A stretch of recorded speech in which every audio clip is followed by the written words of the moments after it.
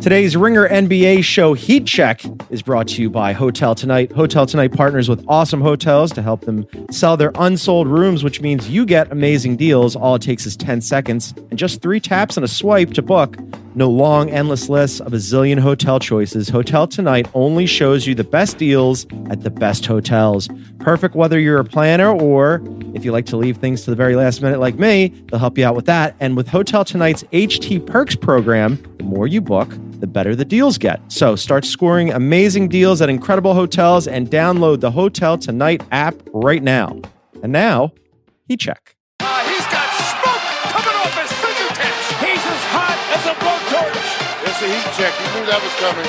It's heat check time.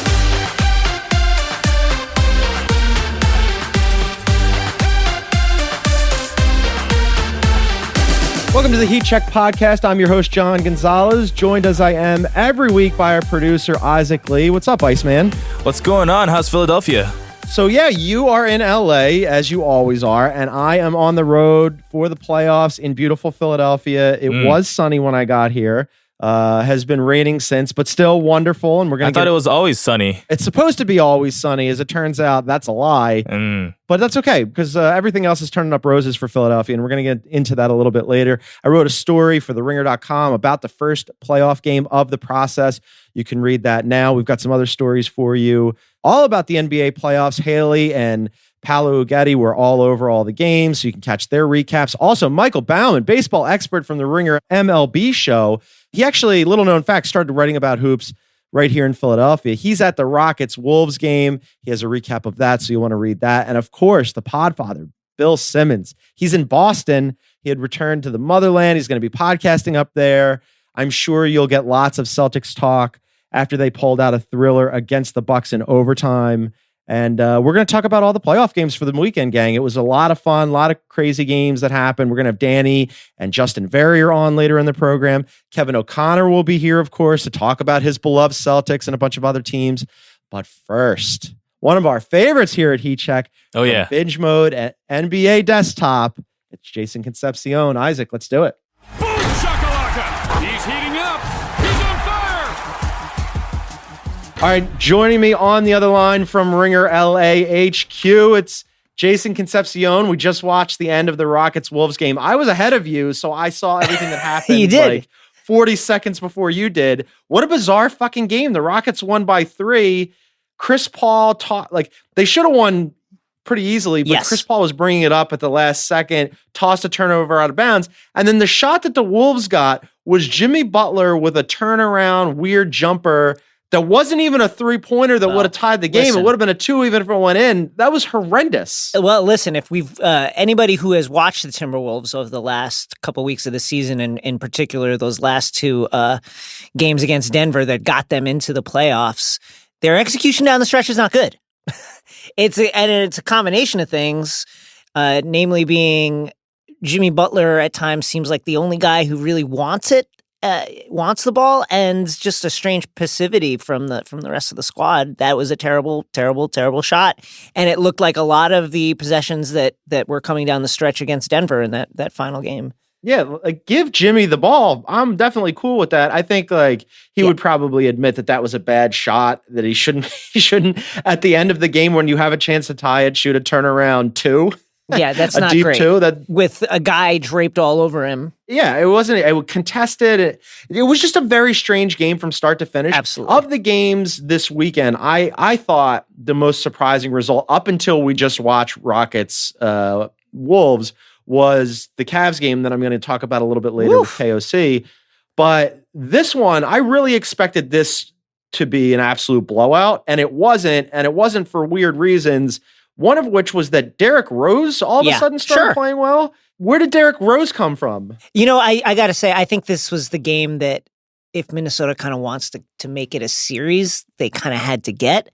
Houston just looked like they had the jitters at times. They weren't really executing cleanly. And anytime you can get Derrick Rose to shoot 50% from the field and almost lead the team in scoring, but basically lead the team in scoring for most of the game, you're just not going to get another performance like that probably out of him. Also, only one foul shot.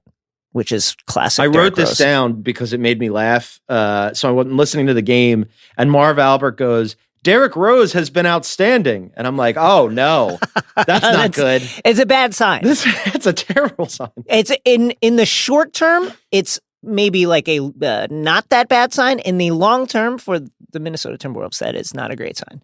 I mean, Karl Anthony Towns took 9 shots in this game. That is not enough.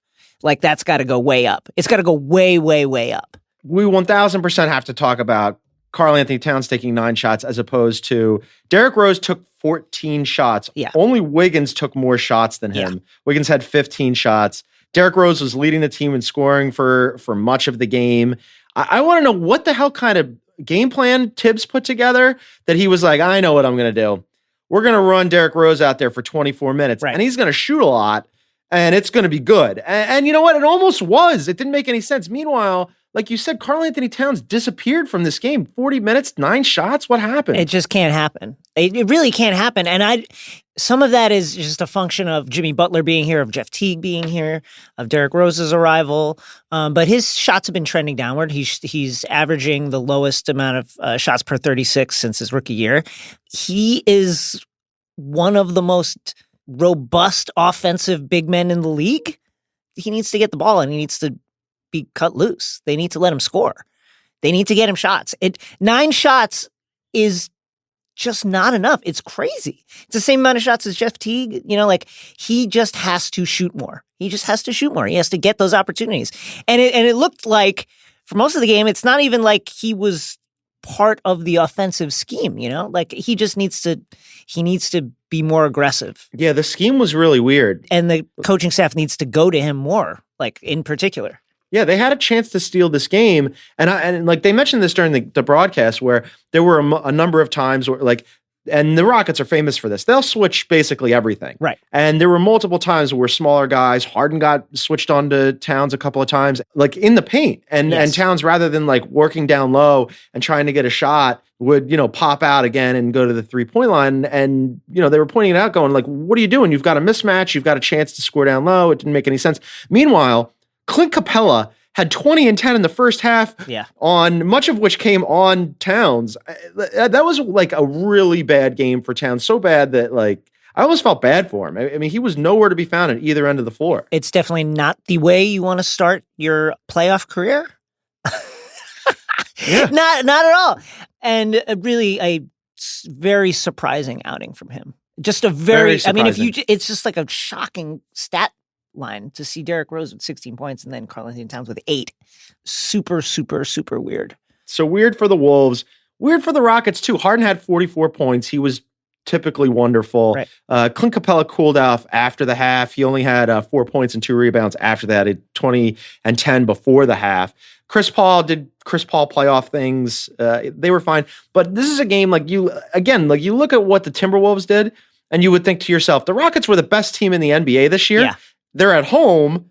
It's the first game. They're against an 8 seed that only got into the playoffs on the last day of the regular season. This is going to be a walk for. If you just showed me the Timberwolves box score and not showed me anything else, I would have said the Rockets are going to win this game by 30. Yes, and they won by 3. I thought before the start of this series that every game would just be a blowout.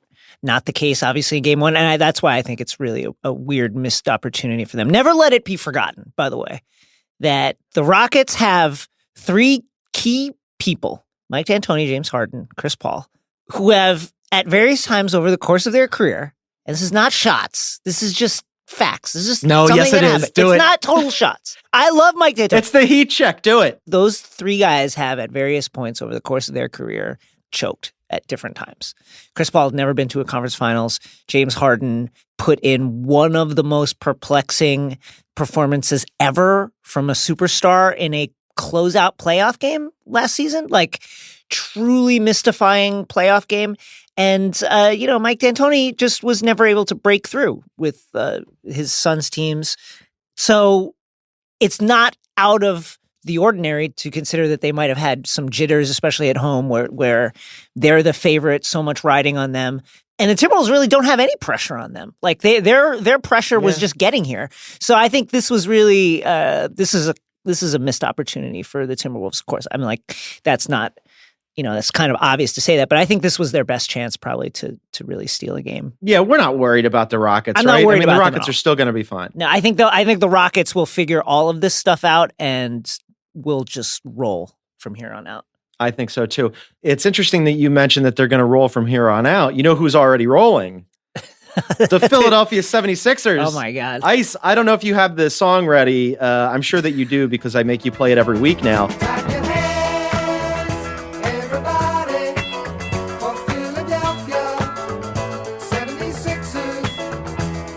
I came to Philadelphia for the first playoff game of the process.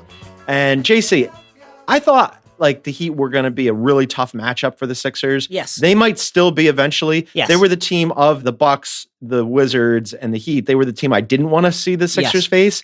And in the first half, when the Heat were kind of, building a lead, I thought, this could be bad. And then all of a sudden, the Sixers turned it on. They were playing great defense.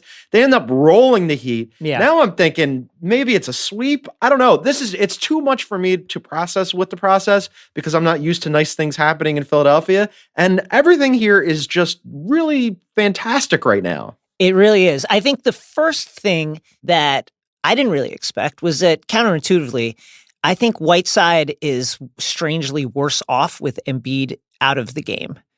And we were talking about this before we started taping, and you mentioned that Spoelstra basically said that. They're just playing too small, too fast for him. He's just getting played off the court. Very passive game from him. And the other thing is, like, defensively, the Sixers got everything they wanted. Like, JJ Redick constantly open. Dario Saric open all the time.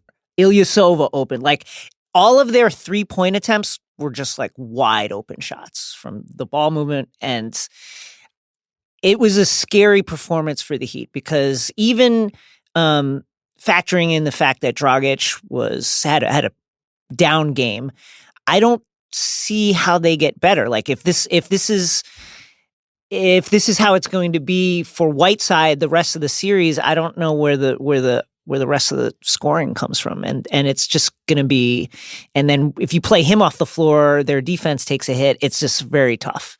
That was a really scary performance for them. It is sort of counterintuitive that, like, in a way, it's almost better for Whiteside if Embiid comes back because then at least Whiteside has a chance to play. Because right now, I mean, Brett was talking about it. Like, once they started, the defense kicked in a little bit and they were able to get stops, which led to transition opportunities.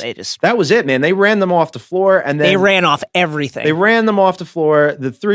Danny pointed this out. They had the fourth most efficient 3-point effort in playoff history, thanks to, in part, a game-high 28 points from the Ringers' JJ Redick. Shouts to JJ, who keeps giving me heat on his podcast for not giving me enough love. So here you go, heat check love. JJ had a hell of a game. Bellinelli had a hell of a game. Ersan and Dario. Of course you want to see Embiid back because they're an amazing team with him. It's just really fascinating how playoff basketball changes that way. And you get a guy like Whiteside who was so pissed off during the regular season and towards the end of the regular season. And now, like, Spo just sat him on the bench, and that's, who knows when he's going to use him. It's crazy. But to see that game, Jason, in Philadelphia after 6 years with no playoff basketball and all the bullshit that the fans had to take from the anti-process people and the people who thought it was a Ponzi scheme and, said the tanking was bullshit and they changed the rules and all that stuff.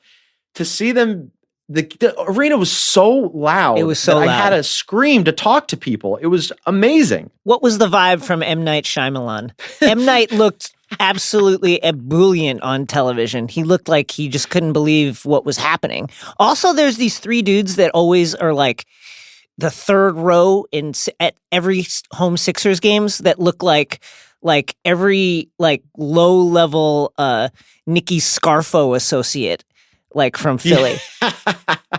That's a good way to describe potential Philadelphia mob associates as a pretty low level. But I thought that, like, I love, it's just part of Philly, right? Like, so we get the not quite A-list celebrities. So I don't know if you saw this as well. We had former CEO of the Sixers, who now runs AMC, Adam Aaron, showed up out of nowhere to come back. Sure. LaShawn McCoy, who plays in Buffalo, showed up courtside wearing a Fultz jersey, which I was like, that's perfect. And then we had Lil Uzi Vert sitting courtside because Free Meek. That was fantastic. It was great. It was a really great night for all of Philadelphia and a long time coming. Like, this is one of those things. I don't want to get too ahead of myself right now, but the vibe in Philly is so overwhelmingly positive for maybe the first time. I'm 41 years old. This might be the most positive Philadelphia has been in my entire life. Post Super Bowl, the Sixers are all of a sudden really good, and they're set up for not just right now, but for a long run in the future. The Flyers are in the playoffs. The Phillies are rattling off a bunch of wins. I don't even know what to do with myself. How I'm supposed to be positive? Let me try and bring you down a little bit. Okay, great. At what point do we see Hacka Simmons or Hacka Fultz? Listen, 56% for the year for Ben Simmons. Fultz, it's just a huge question mark at this point. Like his free throw shooting just is extremely small sample. Obviously, he shot well from the line in the games, 7 to 10. You have to try something. You know, if you're going to get run off the court like that, part of it was just the turnover battle. The Heat, every time they turned it over, it led directly to fast break points, and the Sixers kind of against type took care of the ball. But if they're going to get run like that, you got to try something to slow them down. Yeah, Fultz didn't really play enough for them to bother with it. Simmons is something that potentially could happen down the line. But also, we all talked about it. What was going to happen in the playoffs when you're going to teams all regular season gave Simmons a lot of space and figured we'll force him to shoot, and he never did. And he got into the paint, and like more than half of his field goal attempts this year were either dunks or layups. And I thought, okay, well, that's something that might change in the playoffs because the playoffs are different. And it didn't matter. Spoelstra, they tried that, and every time they gave him a running start, he just murdered dudes in the paint. I don't know. I'm starting to get to the point where I'm thinking maybe it doesn't matter. And theoretically, with Winslow and with James Johnson, they have like the guys who have the body and the size to kind of stay with him, and it just didn't matter. He also has a thing that he does that's like would drive a coach crazy, like at every other level if it wasn't Ben Simmons, but where he leaves his feet to pass. You know what I mean? Like he'll go up and then kind of hang there for a second and be like, okay, like, now who am I going to pass this to? And it's just something he can do because of his size and athleticism. He's freaking incredible. The degree of difficulty for him, I think, needs to be higher just so he can, make it a little bit more of a contest, because he was just absolutely killing them. Yeah. And I am 1,000% a believer in him, even without a jump shot. And if he ever gets one, look out. Forget about it. Here's my question for you before we move on to Jazz and OKC. Sure. Who's the favorite in the Eastern Conference right now? Great question. I think it's got to be the Raptors. I think the Raptors had the best season. I'm still not sold on I watched them play against the Wizards. I'm not sold either. I mean, just after the last how many years of watching them choke at various points in the playoffs, I'm not sold, but I think like top 5 in offensive and defensive efficiency. The way they play is textbook modern game. Did not look shook at all. The difference between this year's Raptors team and the previous incarnations is like when it got tight in games and the Wizards started to make a run. In the past, they'd just get shook and the bricks would start coming, but they just took every shot. They took every shot on the chin and then just kept coming. They look really confident this year. I would say they're the favorite. It's a good answer. I would remind you what podcast you're on and that I was leading the witness there and that you failed the test. But that's okay. If the Sixers win the next game, you're going to have to lock down all of Philadelphia because it's going to be bad for the rest of the league.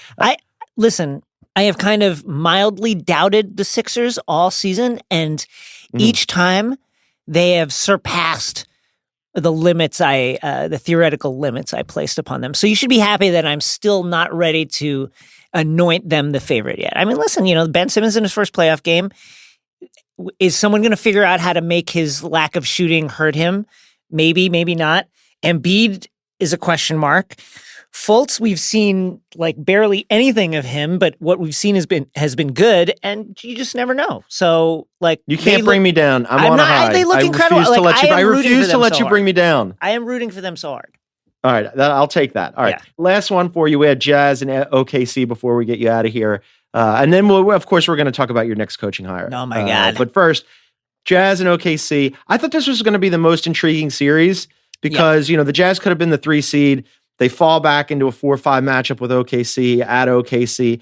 And all of a sudden, where the hell was this Thunder team all season? Paul George went absolutely bananas. Yeah, he went Steph Curry. He had 36 points, 8 threes. That's an OKC record. Where are you on him calling himself playoff P? I mean, listen, 8 of 11 from 3, you can call yourself anything you want. If he's going to do that, then I mean, this is going to be a Thunder win. I don't even think is that even a controversial thing to say? I don't expect him to go 8 of 11 from 3, 36 points like every game. He's like 72% from 3. I need to check this, but I'm pretty sure that's not sustainable over a long period of time. That said, it just showed you the Thunder have the 2 best single players in this series. Between Westbrook and Paul George, I think, would you agree with that? I guess Gobert is a different beast, obviously, but I think Westbrook and Paul George are cut above like the rest of the guys in this series. So that just gives you a cutting edge when things kind of grind down and slow down. And Paul George was just ridiculous. He was just ridiculous. He was insane. Actually, all of the Thunder were insane. They shot 48% from the floor, 48% from 3, almost 80% from the line. Russ almost had another triple-double, 29, 13, 8. Did you see his post-game outfit, by the way? He had a jacket on, like no shirt. Super tight dress jacket with no shirt and a chain and red-tinted glasses. Also, here's another question for you. Yeah.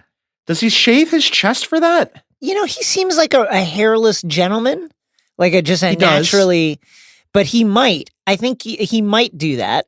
His chest looks a lot better than many people's chest. The lack of shirt is literally a flex. Really weird.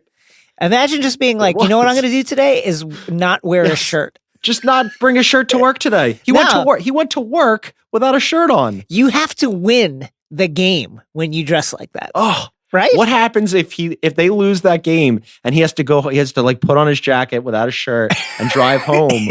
And does he think to himself like, I don't know what I'm doing. I don't know what I'm doing. It's a strange look. I got to say, it's a strange look after a defeat for sure. Like, how do you do it? How do you go up there and talk to the press like after a loss and you're not wearing a shirt? With your glasses on, the whole thing was bizarre. It was bizarre from Utah's end too. I thought it was weird. Not so much like shirtless Russ weird, but still weird. I like Quinn had them really moving towards the end. Like once they got Rudy Gobert back, like he had them killing it. And their best lineup of the post deadline period was Rubio, Mitchell, Ingles, Gobert, and Crowder. Yeah. But tonight he started Favors instead, and I wasn't there. I don't know what the reasoning was. I'm sure he addressed it. But Favors was not that good. He was a minus 12 in 30 minutes. He only had 7 and 5. Crowder was slightly better. He was a minus 4. I wonder if that'll be an adjustment next time. And they need Donovan Mitchell to do much. That's a huge X factor for them. It's Donovan Mitchell. This is obviously his first time in the playoffs. And just being an NBA rookie, this is the most games this guy has ever played. So it's just a huge question mark as to how much they can rely on him for offense, which they've been doing for most of the season. Yeah, he had 27 and 10, and like he had soreness in his foot at one point, and he came back and he lobbied to get back in, and they needed him to get back in because, and this is what I was saying, like they need him so much because he's their entire offense, and this really underscored it to me. Donovan Mitchell had 27 points. Ricky Rubio took 18 shots. That was the second most shots on the team, and Sean Fennessy, our fearless leader at the Ringer, he was like, "Why is Ricky Rubio shooting that much?" And the answer is, when you look, I mean, they took Joe Ingles out of it, and then after that, you have no shooting. Yeah, what else are you going to do? Like, really, what else are you going to do? And the rest of it is just like really weird matchups with the Thunder. So it's like, in a lot of ways, it's kind of hearkening back to the early part of the Jazz season when Ricky Rubio was shouldering much of the load on offense. That didn't work, and I don't think it's going to work here. I don't think it's going to work either. But who knows? I mean, if they're going to win, if Utah's going to pull back into the series, it's going to be with defense. It's not going to be with shooting anyway. 100%. All right, last one for you. We must talk about the Knicks coaching search. Fantastic. And we'll set up a timer with Google Assistant. Hey, Google, set a timer for 2 minutes. All right, 2 minutes. And we are starting now. So the Knicks are looking for a coach. Surprise, surprise. The Knicks are always looking for a coach. Among the candidates. I can't wait. David Fizdale, Mark Jackson, Jerry Stackhouse, which those three alone, I mean, David Fizdale is a good one to go after, but they're not going to get him. So then you look at the other two and you go, eh. But then also on the list, Mike Woodson and David Blatt. David Blatt, your baby. Thoughts? Well, there's a lot of spice to all these candidates. I like Fizdale as well. I thought he got kind of a rough deal and was put in a really hard position in Memphis. Jerry Stackhouse, thriving as a G League coach. David Blatt, a tumultuous season as the head coach of the Cleveland Cavaliers, currently plying his trade back in Europe. That's an intriguing choice. Mike Woodson is the one that doesn't make any sense to me. The Knicks team that he coached to 54-28, they took a ton of threes. They were actually kind of ahead of the curve in a lot of stuff. They took a ton of threes. They had this very haphazard switching defense, which is kind of like the de rigueur, like defensive style in the modern NBA when you get like a bunch of guys that are the same size and that can fly around the court and kind of smother those pick and rolls. He tried that with his guys and they won 54 games, which is the best season the team had in a long time. And then in the playoffs against Indiana, all of a sudden they got rid of all that and just went with like a classic too big lineup and got smoked. So I have a weird relationship with Mike Woodson. It's like he designed this offense and defensive scheme almost like against his nature. Like you could kind of tell like he didn't want to do it because as soon as he could switch, he changed back to like what he wanted to do. I would be happy if he didn't get the job. Hey, Google, stop timer. And it's just a very strange collection of people. And I'm writing a piece about this for TheRinger.com. The Knicks are a graveyard of many things, coaches among them, like they've, and until they really have a overarching strategy and a front office that is willing and able to create a culture of stability, then it's just always going to be like this. I hope they get Mike Woodson or David Blatt because that would be such a Knicks hire. Godspeed to you and the Knicks. I think it's wonderful, and it's even better because the Sixers are doing well. You got to go. You're very, very busy, and you have many things to do. You've got binge mode, and now you've got NBA Desktop 2 times a week. 2 times a week. We hope to have you on. I hope to be on. To just gush about your children, the Philadelphia 76ers, who look incredible. Yeah, I haven't done that enough. All right. Thank you, and we will talk soon. See ya. All right, before we bring in KOC, a word from our sponsors. Heat Check is brought to you by ADT. Is your home an ADT home? If not, get ADT and help protect against break-ins, fire, and carbon monoxide. For a limited time, get ADT's lowest rate starting at just $28.99 a month from the most trusted name in home security. We did the math. Guess what? That's just $1 a day, depending on the month. Some months have more days. ADT is the first security company to help keep you safe at home and when you're on the go with the new ADT Go app. Not to mention, ADT Go also offers a family locator, private messaging, automatic check-ins, and safe driving reports. It even includes an SOS button with 24/7 emergency response. And you can get ADT Go with a purchase of any security system. Go to ADT.com/podcast to take advantage of ADT's lowest rate. ADT, tested, trusted, proven. With a 36-month monitoring contract, early termination and installation fees apply, excludes taxes and fees, applies to traditional services only. Certain markets are excluded. Licenses available at ADT.com. And now, let's bring in KOC.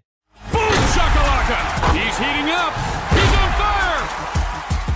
All right, joining me from LA, our next guest, Kevin O'Connor, is here. Kevin, a lot of basketball this weekend, buddy. Oh, it was a great time, Gons. Great time. How was Philly? Philly was wonderful. Couldn't be better. Super excited about game 2. I think that they probably won't ever lose again. But we did Sixers with Jason. For you, I am very surprised that this team lost. Pacers went to the Cavs and beat them on their floor. I have said many, many times on the Heat Check podcast, as our listeners know, that playoff LeBron is a different LeBron.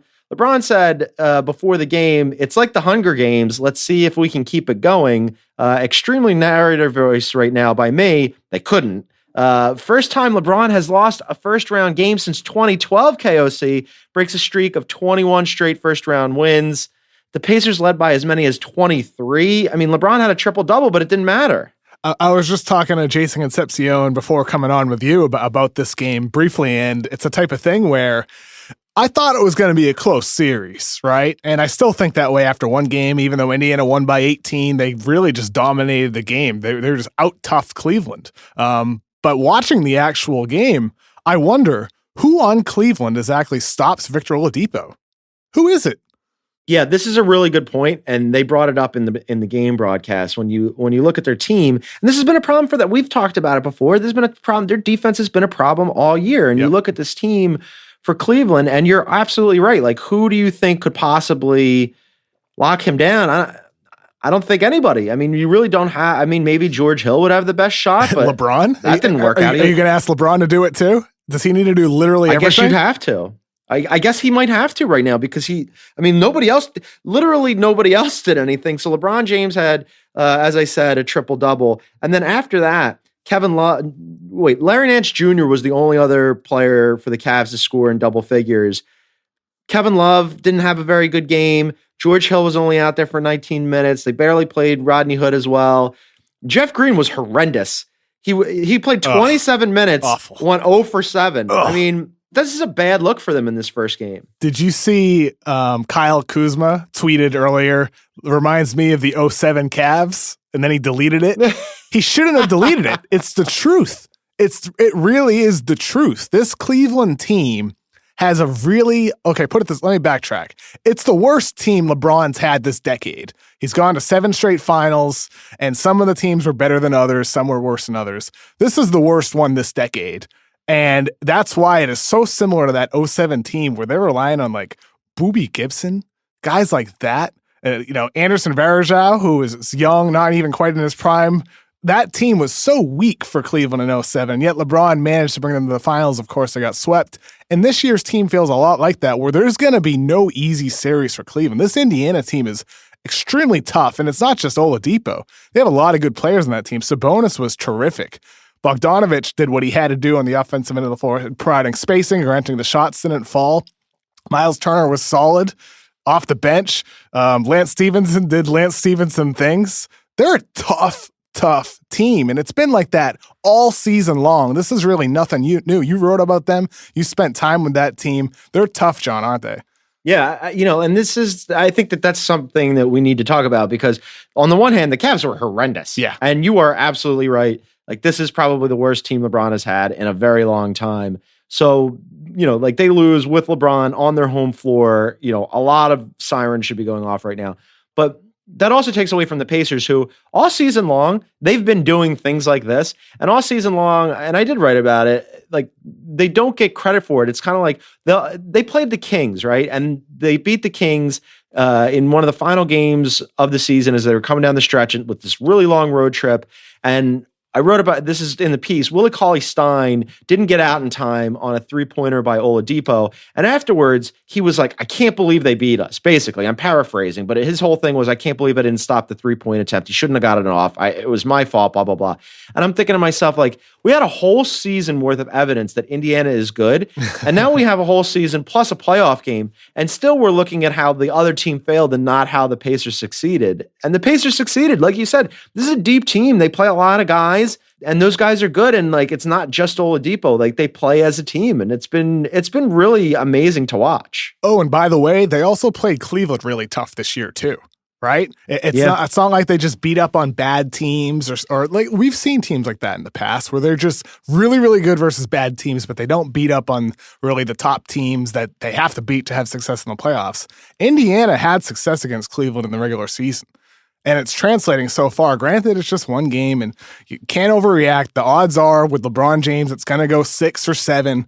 But anybody who either picked Indiana before the series or somebody who felt like they were going to really make it hard on Cleveland, you have to be feeling a lot better based off game one. Just the disparity and the toughness level Indiana had, their defensive intensity, and their ability to beat you in different ways. Whereas with Cleveland, it's LeBron and not a lot else.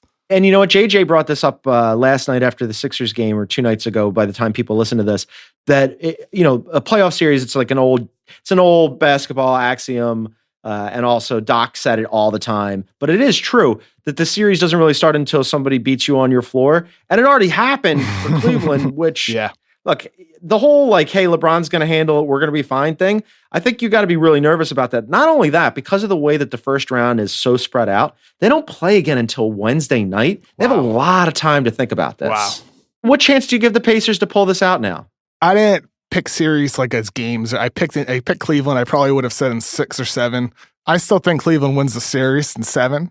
But that's close. That's close. It's pretty close to a coin flip, I think. But I'd still favor Cleveland in the series just based off the fact that they have LeBron. LeBron still has another gear that he can reach.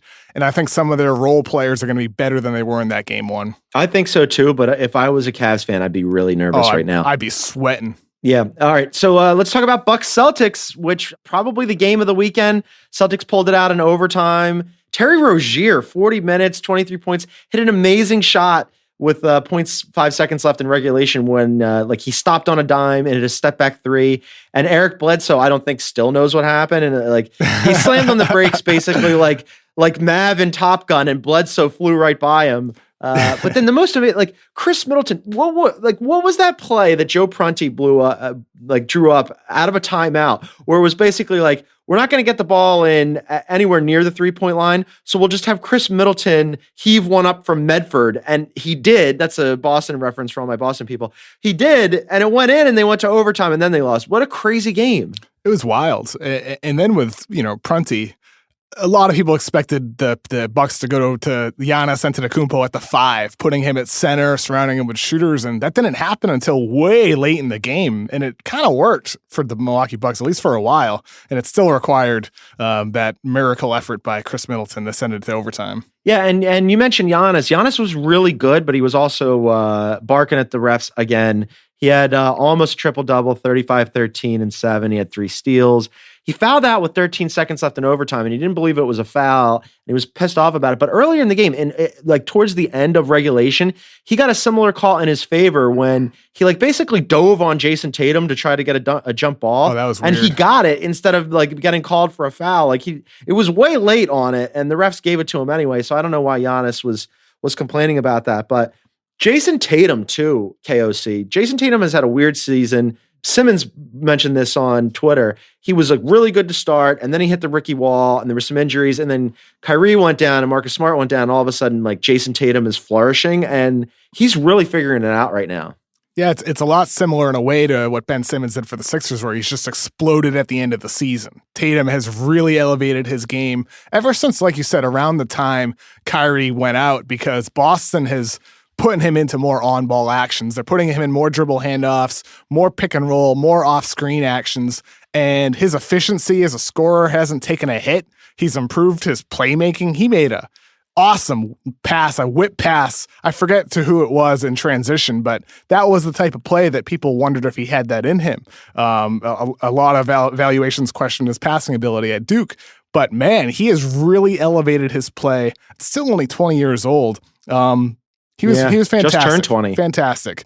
Boston, that's what Boston needs. They need their young guys, whether it's Tatum, Rozier, Jaylen Brown, even someone like Shemi Ojale off the bench, to elevate their play in order to even win just this series, never mind a potential second-round series. It's not going to be easy for them. I think Milwaukee's going to go with Giannis at the 5 more often moving forward, and that could present issues for Boston. I think if I'm the Celtics, I'm thinking about what's the counterattack to Giannis at the 5 moving forward if Milwaukee goes to that in the first quarter instead of waiting until 3 minutes and 11 seconds left in the fourth quarter to go to it, because Milwaukee gave them trouble with that. Granted, it did kind of fizzle out in overtime. Yeah, the adjustments there will be interesting, but it was a good effort from the Celtics, and credit where it's due. Marcus Morris had a good game, and your guy, who I give you heat for, Al Horford, had a good game. He played 44 minutes. He had a double-double. He was good. He was good in that game. And I look at the Celtics without their key guys, and they just keep moving along and getting after it. And the Bucks could have won that game, and good for the Celtics, man. But conversely, you mentioned the Bucks and what kind of adjustments they're going to make. Maybe they move, they play Giannis more at the 5. Okay, fine. But beyond that, their bench is garbage. Really bad. They got 32 minutes out of Malcolm Brogdon. They had to play Jason Terry 18 minutes. Yeah. Jabari only played 15 minutes, and that was it. They had nobody else. But by the way, I saw a lot of stuff on Twitter today about Jabari Parker needs to play more. Let me just preface what I'm about to say. I really like Jabari Parker. I had him ranked ahead of Andrew Wiggins in his draft. I am a big Jabari Parker fan. But right now, he stinks. He can't defend. He's not scoring. He doesn't pass. He doesn't rebound. If anything, Parker needs to play less right now. But the problem is as you said, Gons, who else are you actually going to turn to on that team? to me, maybe it's a guy like Sterling Brown. Maybe you throw someone out there like that. Maybe once Dellavedova's back, he didn't play today, but once he's getting his minutes back, maybe he's somebody you turn to. But right now, Parker isn't providing the answers that they need him to. So I think they need to try to find that from somewhere else. They need to experiment with Dellavedova or increasing Sterling Brown's minutes, who I like a lot. Yeah, that bench was really thin. I mean, like, on the one hand, I give Prunty a lot of heat because, again, that play out of the timeout at the end of the game where Chris Middleton saved him was just so atrocious. But I don't know what he has to work with. I mean, you only have so many tools. There's only like 0.5 left on the clock, though, with that final play. The Chris Middleton. Yeah, but I mean, I agree with you. There's only 0.5 left. But you're telling me the best thing you can get is almost a half-court heave pressed up against the sideline? Like, all right. I think you could do something better than that. There has to be some shot on the floor somewhat better than that. Don't make me angry, KOC. It's very late here. All right, last one for you. You're still on West Coast time, though. You're in your clock, though. Your mental clock, though. Speaking of West Coast, the Spurs went to the Warriors. It went the way that we expected it to. People were like grumbling about the Warriors because they didn't have a great finish to their season. They lost 6 of their last 10. They lost to the Pelicans. Steve Kerr said they didn't try, and then they did what the Warriors do in the playoffs. They went out and they smacked the Spurs. Yeah. Sure did. And then Draymond Green after the game pulled the nobody believed in us card, which isn't true. But hey, whatever works is motivation. I know people are making fun of him for saying that, but it's like, who cares? Get motivation from whatever corner of the earth that you can. And they did that, and they were really fantastic against San Antonio. I think we need to be a little bit cautious and not overreact too much to their performance, however the rest of the series goes. And that's because this San Antonio team really isn't that good. It's a pretty average team. Yeah. It's going to be a lot tougher moving forward for Golden State, obviously depending on what happens with Stephen Curry and his health and how he performs whenever he's back. But this San Antonio team really isn't that good. I forget who tweeted this, Gonz, but I thought it described San Antonio perfectly. Watching this team is like seeing all these great rock bands just get old, and they've been replaced. There's some former members in there. There's just a bunch of new guys that you don't recognize, and they're trying to play the hits, and it's just not the same. And that's really what it's like watching the San Antonio squad, unfortunately. Rudy Gay led them in scoring. I mean, like that right there. I was like, oh man, that is not good. And then, like I said, LaMarcus Aldridge, like if you're going to go into the playoffs with LaMarcus Aldridge as your main guy, you're in a lot of trouble. And it looks like that's all they're going to have because now it says, there's a report that Kawhi is going to be out for the postseason to concentrate on his rehab. And when Pop was asked about it, he said, I don't know, you're going to have to ask Kawhi and his group that question. So clearly things are not going well there. Quickly, you mentioned Steph Curry. And when he comes back and what the Warriors will look like. Can we talk about Steph Curry's game 1 wardrobe choice? Oh, it was fantastic. He had a Blog Boys t-shirt on. It's fantastic with the black blazer and the Blog Boys shirt. Everybody can get theirs at Verrier.com. First of all, it looked really good. Second of all, excellent promotion for the Ringer. So, make sure everybody goes out there and gets their Blog Boy t-shirts. Last one for you, KOC, because then you have to go. You have a lot of things going on. You're writing for TheRinger.com. You tweeted out during the game that Manu is out there taking charges at 60. Manu and I are at the same age, buddy. I think I have to, in the same way that you were banned from other various podcasts, I think you have to be banned from the Heat Check for a little bit as penance. I didn't realize that you and Manu are the same age. I apologize to you for that. I'm very sorry. I'm very sorry. You're only as old as you feel, KOC. God damn it. All right, he's Kevin O'Connor. Make sure you read him. He's going to be back all week. There's tons of basketball happening. We've got all your basketball coverage here at The Ringer. Kevin, go be a writer about basketball. Talk to you after game 2, Shea Serrano. All right, buddy. See ya. All right, to round out the rest of the games, let's bring in Danny Chau and Justin Verrier. Boom shakalaka! He's heating up. He's on fire. All right, joining me from LA, 2 of the best editors at The Ringer. We have many very good editors too, so this is a high compliment. Danny Chau, Justin Verrier, what's up, gang? Hello, Gonz. How are you? Wonderful. It must be what? So it's past midnight for you when we're recording right now. You were up very late filing a wonderful Sixers piece that we put up on the website over the weekend. That you edited. It was a great team win there. It was a team win. It is late here, but that's okay. Basketball never stops. It's the playoffs. We put our heads down. It's not like we have real jobs. We have good jobs. We work hard at our jobs, but we're not breaking bricks. We're watching basketball. Speak for yourself. That's what I was doing all afternoon. Breaking bricks? Yeah. I like that about you. You're a multitasker. Well, while we were multitasking last night after I got back from the Sixers game, going through the edit with Danny, and we had a pause because the Pelicans and the Blazers game was really fun and also bananas. So the Pelicans won on the road at Portland by 2. And down the stretch, I think Terry Stotts lost his mind at one point because I had forgotten that Myers Leonard could do anything for the Blazers except for be a hype man. And actually, I guess he still can't do anything for the Blazers except for be a hype man. Terry Stotts put him in and ran a play for him. Yeah, it was the final 12 seconds of the game, I think, right? Mm-hmm. And it reminded me of all those years that, Doc Rivers, sorry, Isaac, but, he used to have these players, like Spencer Hawes, Byron Mullins. He would never play them in the regular season, but for some reason, during one play in the playoffs, he would put them in and they were just completely like out of water.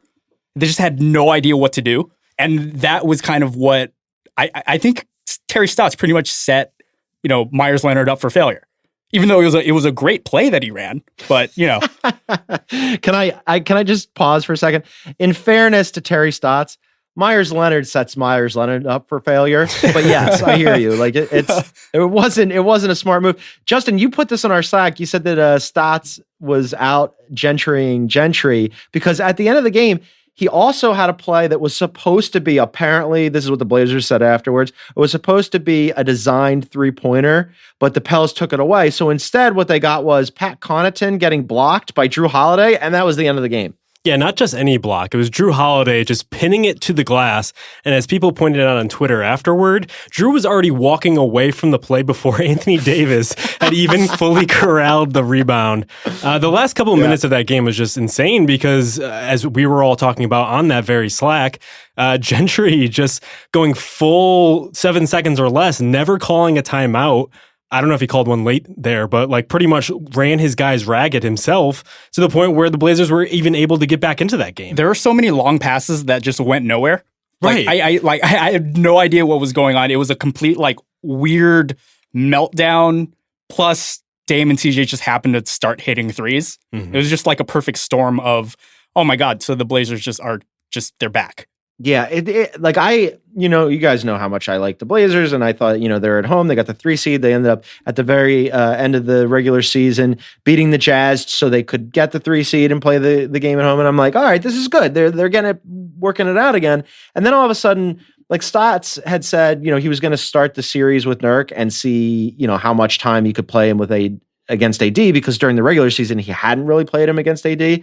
And Nurk was fine. But also, the matchups were super weird and the rotations were weird. Zach Collins played 22 minutes, and I know they like him, but I didn't anticipate that. Collins. Shout out to Zach Collins. I mean, I had kind of boosted him up in the Draft Class podcast last week.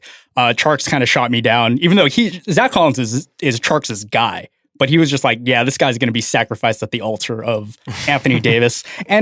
But you know what? As a 20-year-old, 21-year-old kid, he's out there being basically a 3-and-D center for spot minutes. That's really all you can ask for him, and I think he did a pretty good job. Yeah, and to his defense, and in his defense, you're asking him to guard Anthony Davis. Can anyone actually guard Anthony Davis? So yeah, they were really put into a poor position.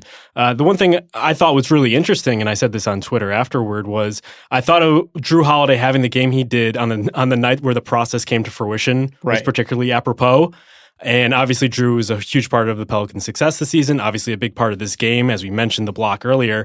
But on the flip side of it, I thought the fact that Evan Turner couldn't take advantage of the matchup advantage he had there, just the size advantage he had on the wing when the Pelicans like to go 3 guards the entire time, really put the Blazers at a disadvantage because I don't know matchup-wise where else they're going to get that.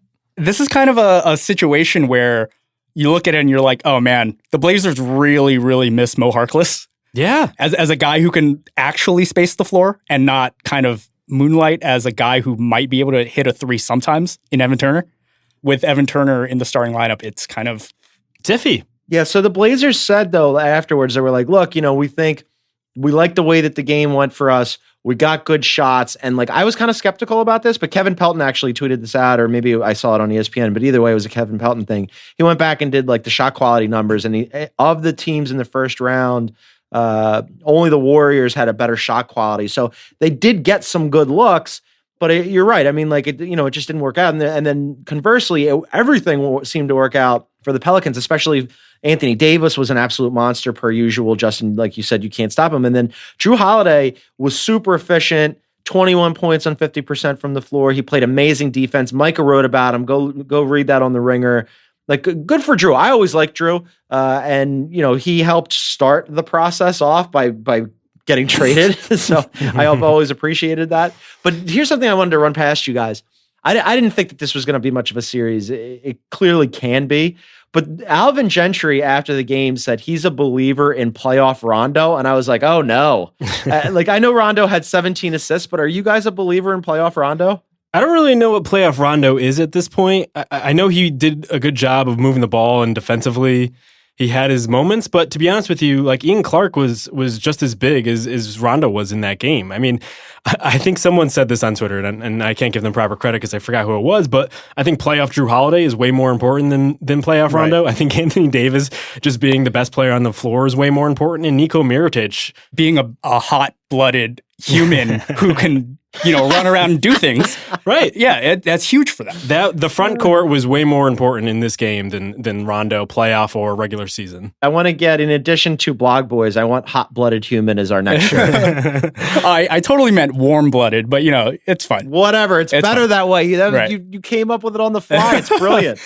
Yeah, I think this was a very important game in terms of the public perception of Drew Holiday. It's really funny because we're kind of in this era where everyone's a point guard, but no one's a point guard. And it's funny that Drew had this game in a season in which he didn't play point guard for the Pelicans. Like, you look at the basketball reference numbers, and he played 99% of his minutes at either the 2 or the 3.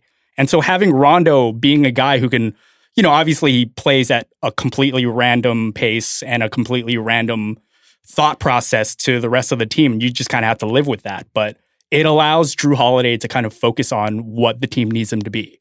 And that's being a 3-and-D guy who can really lock down any perimeter player in the league. The thing about this matchup between him and Lillard is that he's guarded Lillard more than anyone in the league other than Donovan Mitchell.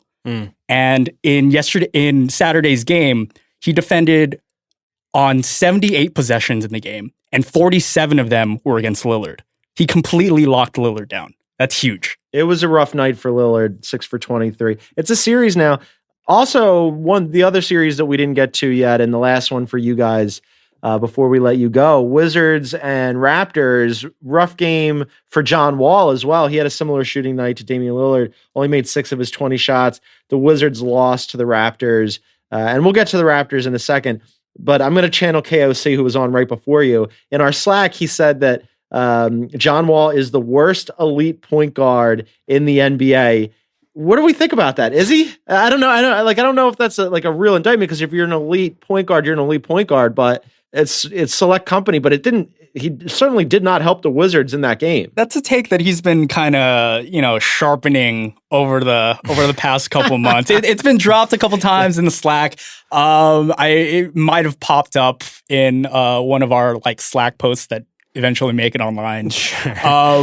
I am very much a believer in John Wall. I've been hashtag pay John Wall for the past 4 or 5 years. No comment. Wow. Danny abstaining. Wow. My thing is, they played through John Wall when he's been on the court for years. And to ask them to do something else at this point in the season, just ask them to be a completely different team than who they are. You could look at it from the flip side with the Raptors.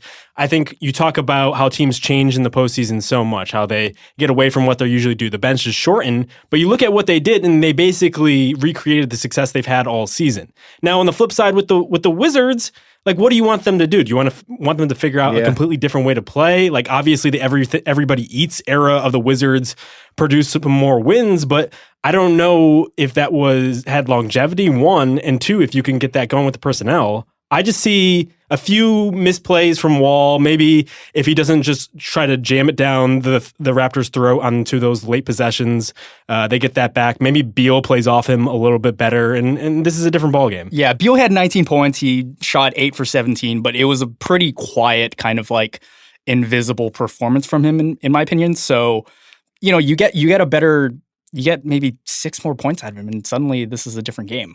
And also justice for Satoransky, my guy. He got less than 12 minutes. Let's get that up to 20. Yeah, Satoransky and the Everybody Eats era, RIP on that one. Also, like the matchups, again, like the first game, teams are feeling each other out. And as Justin said, what you do in the regular season isn't always what you do in the playoffs. But somehow, Gortat and Valanciunas both played, enough that they were out there together. I thought that they'd probably be phased out. But like you said, what are you going to do if you're the Wizards, right? Like you look at your bench all of a sudden, you're like, it's pretty thin. Yeah, it just seems like that proved to be the difference in this one, but we'll see what happens in the next game. But like you're saying, it seemed like Lowry and DeRozan did a good job of when things weren't necessarily clicking for them, deferring to guys like Serge Ibaka and Valanciunas. I guess the differentiation is Valanciunas can come and go within the Raptors offense based on matchups, whereas Gortat still seems to be a big part of what they're doing. They run a lot of pick and roll.